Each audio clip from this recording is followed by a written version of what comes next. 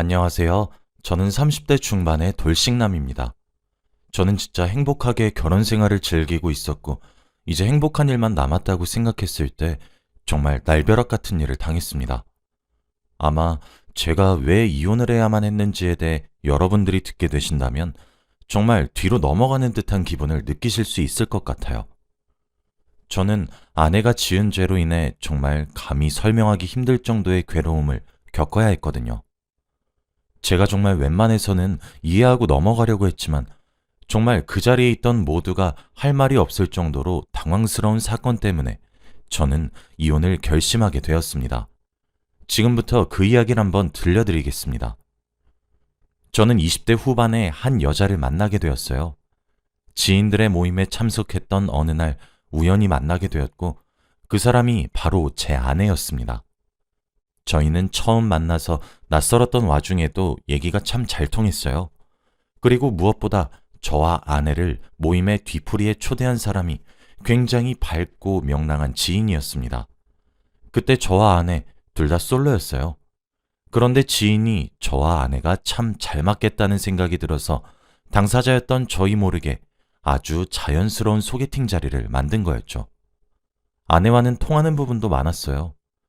아내는 여중 여고 여대를 나와서 그 나이가 되도록 남자를 한 명도 만나보지 못했다고 모태솔로라고 했고, 저도 남중 남고 공대를 졸업하면서 주위에 여자가 한 명도 없어서 마찬가지로 모태솔로였거든요. 그래서 그런지 저는 아내와의 연애가 매우 즐거웠고 보람찼습니다. 사소한 것에도 감동할 줄 아는 아내에게 저는 최고의 남자가 되어주고 싶었어요. 지금은 괜찮게 자리 잡아서 돈도 꽤나 벌고 있지만 당시엔 대학을 졸업한 지 얼마 지나지 않아 사실 연애가 사치였던 시기였습니다. 아내는 당시에 영어학원에서 학원 강사 일을 하고 있었어요. 아내는 그때도 제 취업 뒷바라지를 해주면서 제가 언젠가 자리를 꼭 잡을 것이 분명하다며 용기를 북돋아 주었죠.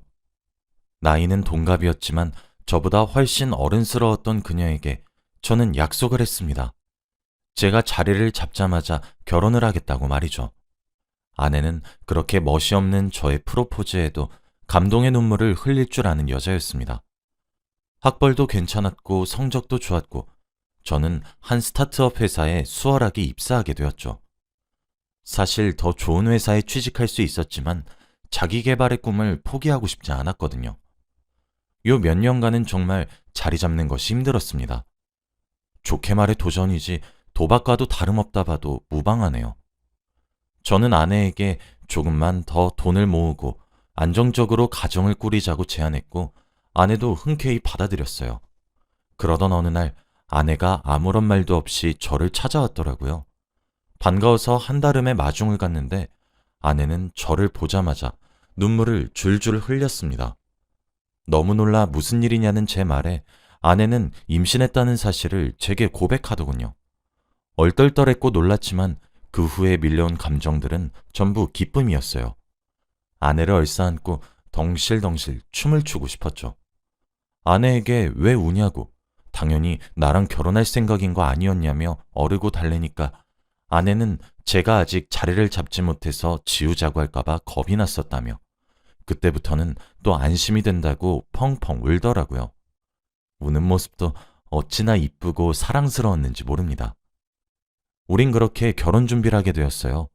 거의 혼수가 아기와 다름이 없었죠. 아내 손을 꼭 붙잡고 함께 산부인과에 진료를 받으러 가기도 했고 콩닥거리는 뱃속 아이의 심장 소리를 들을 때면 가슴 깊은 곳에서 무언의 감정이 벅차오르기도 했습니다. 임신은 아내가 했는데 제가 울컥해서 유난이란 소리도 참 많이 들었네요. 임신과 동시에 결혼을 한다는 소식을 지인들에게 전하자 축하를 위한 회식을 하기도 했습니다. 제게 술을 따라주던 직장 선배들은 제게 축하한다고 덕담을 한마디씩 건네었어요. 또는 제게 짓궂은 농담을 던지기도 했죠.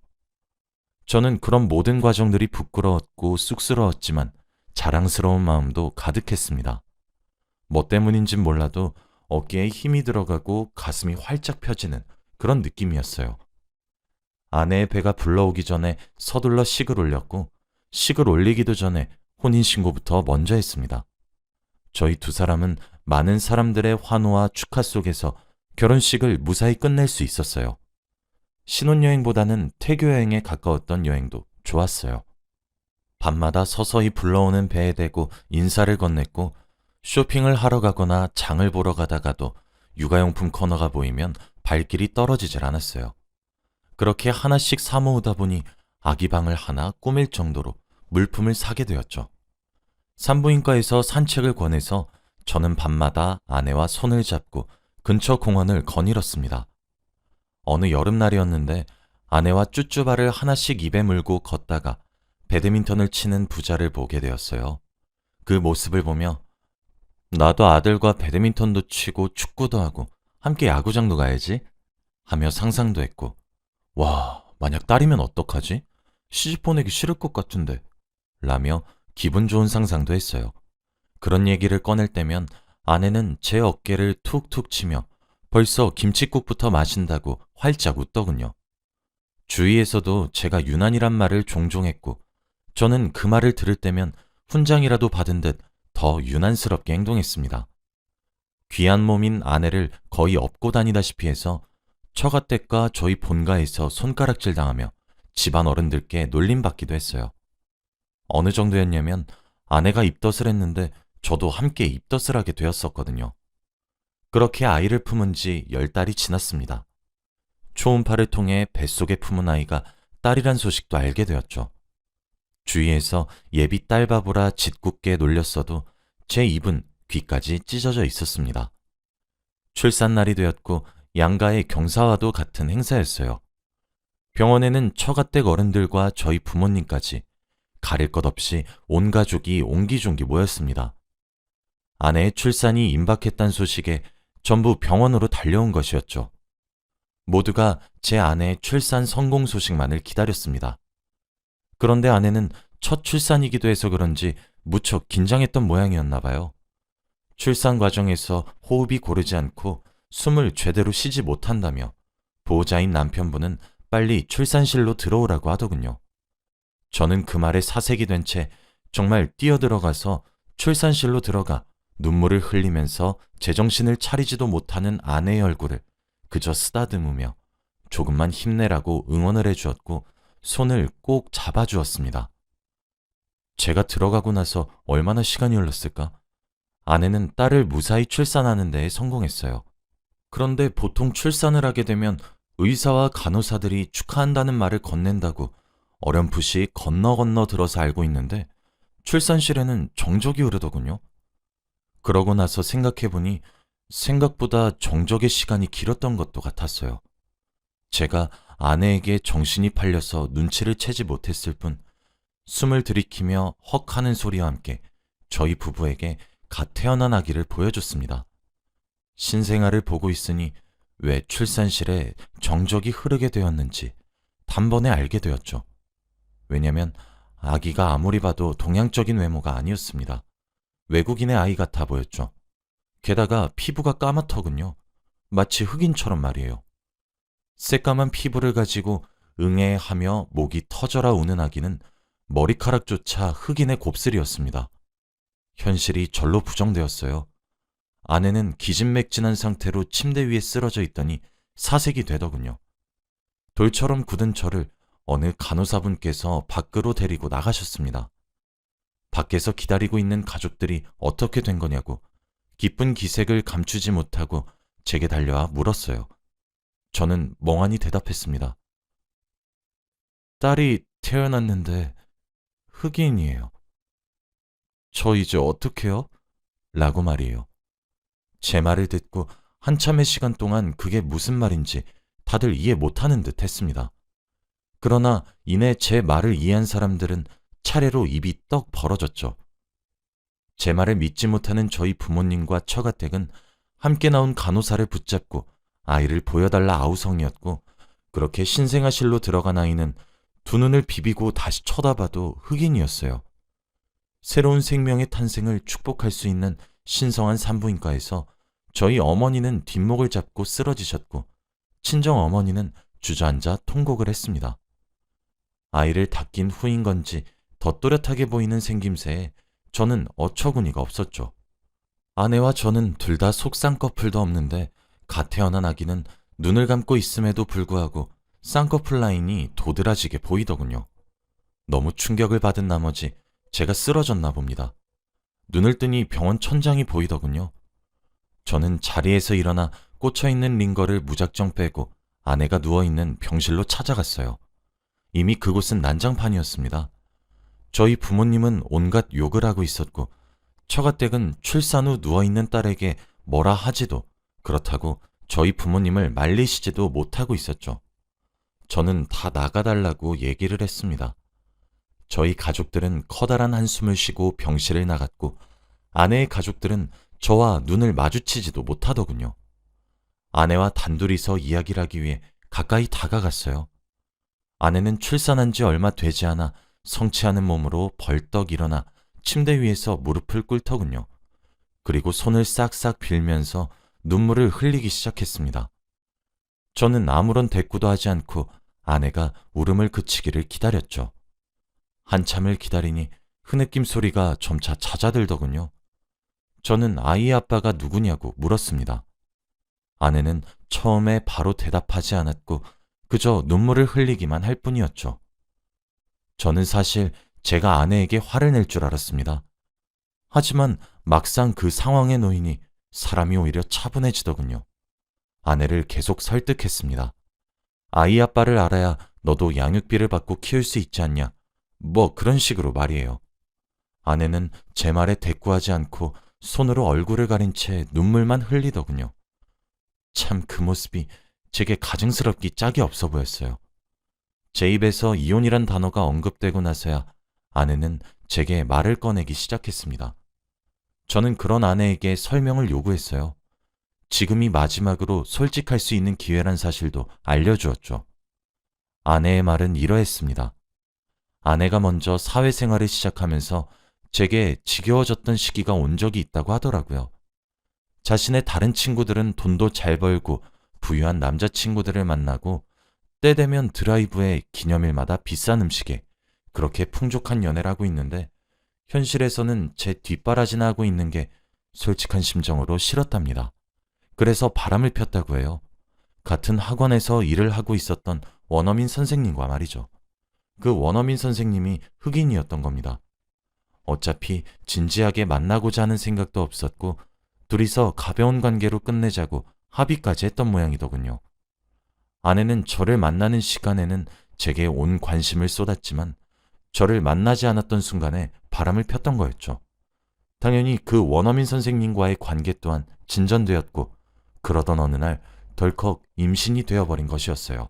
병원에서 임신 주차를 듣고 곰곰이 생각해보니 그 시기에 저와 그 원어민 선생님 둘 다와 사랑을 나누었다는 것을 알게 되었고 아내는 결정을 해야만 했습니다. 사실 아이를 지을 수도 있었지만 아내도 그때 나이가 결혼 정년기였기 때문에 아이를 가졌다는 이유로 결혼을 하려고 했었던 것이었겠죠. 아내는 원어민 강사와 저 사이에서 결정을 해야 했어요. 먼 나라인 외국인은 아닐 거라 생각하고 저를 선택했죠.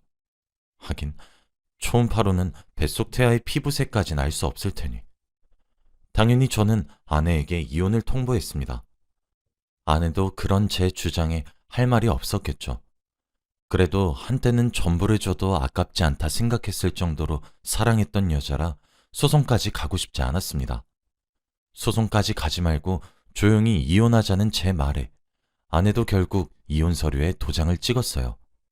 하긴 소송까지 가봤자 태어난 아이가 증거와 다름없으니 아내도 그게 현명한 판단이었겠죠. 아내에게 위자료도 요구하지 않았습니다. 저희 가족들은 그런 제게 물러터졌다고 쓴소리를 했지만 제 딴에는 아내를 향한 마지막 배려와 다름없었습니다.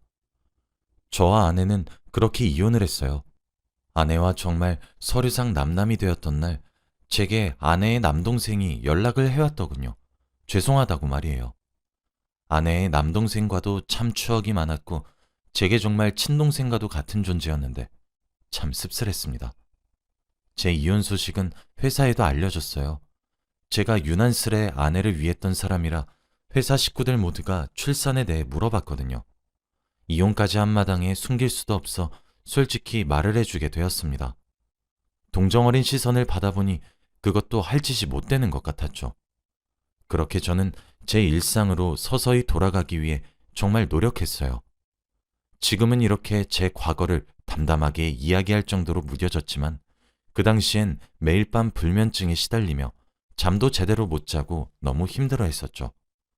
일에 매달려서 거의 회사에서 살다시피 했을 정도였습니다.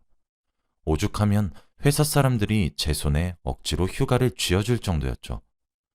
시간이 약이라는 말이 정말인지 죽고 싶을 만큼 괴로웠고 뒤통수가 얼얼할 정도의 배신감에 사무쳐서 아내를 원망하기도 저주하기도 했지만 시간이 지날수록 제 일상으로 점점 돌아오긴 하더군요. 거지 같은 처지에 있으면서도 배가 고파 밥을 먹는 것과 같은 느낌이었죠. 슬픔과 배신의 감정을 일하는 것으로 풀었기 때문인지 저희 회사도 점점 크게 성장을 하게 되었습니다.